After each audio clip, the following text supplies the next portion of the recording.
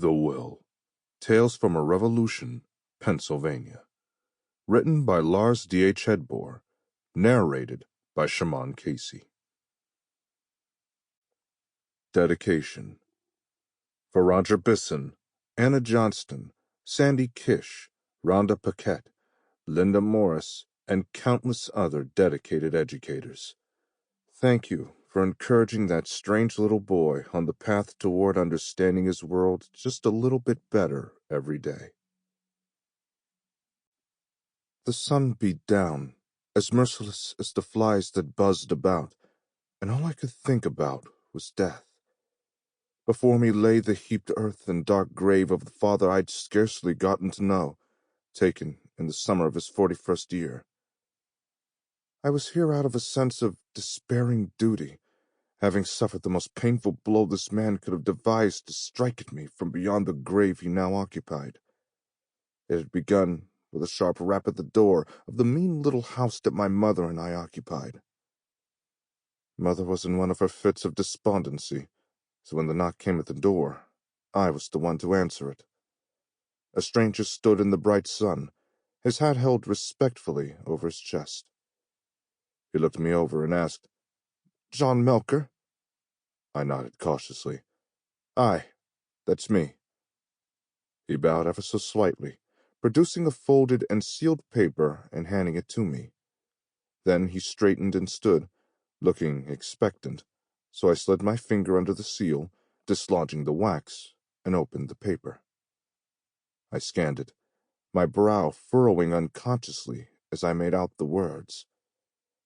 The presence of John Jacob Melcher, or his duly appointed legal representative, is requested at the reading of the last will of Colonel Isaac Melcher, late of Graham Park, deceased this Wednesday last, 10th July instant.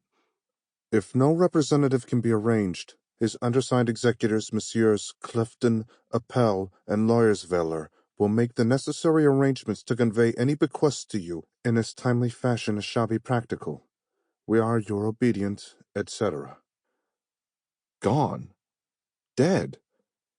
The colonel, the barracks master general, the dashing military officer, land speculator, the sharp-dealing cloth merchant, the distant father and flawed husband that my mother and I had known periodically for all of my 14 years on the planet, departed forever from this existence? It was too much to take in. I looked up from the page to see the stranger still looking at me. I asked dumbly, "Is there something you need of me?" "I was instructed to await your reading of this letter and to learn whether you could accompany me back to the offices of the scrivener Baker for the reading." Still dazed, I said, "Aye, of course. I shall need to gather my hat and inform my mother of my departure." He bowed again in acknowledgment, and I turned, leaving him standing in the doorway, outlined by the daylight without.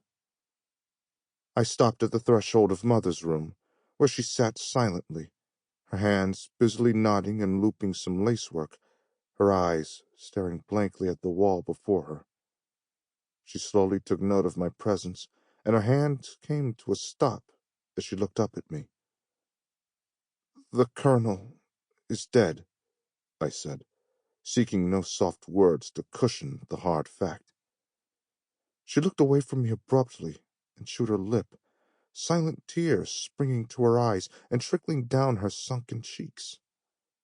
She closed her eyes, and I could see her shoulders shake as her hands fell limp over the half-finished tatting in her lap. "I am summoned to hear his bequests. Do you need anything before I go?" She shook her head, neither saying anything nor even looking at me. When she was feeling low, she might not speak to me for days at a stretch, or she might screech at me like one of the harpies in the Greek stories that the schoolmaster insisted I read. This time around, it had been silence, and even the news of her erstwhile husband's death was not enough to pierce that veil. I took a deep, deliberate breath and left her, seizing my well-worn hat from the hook over my sleep-rumbled pallet as I returned to the front door. I fell into step behind the stranger as he led me Sample complete. Ready to continue?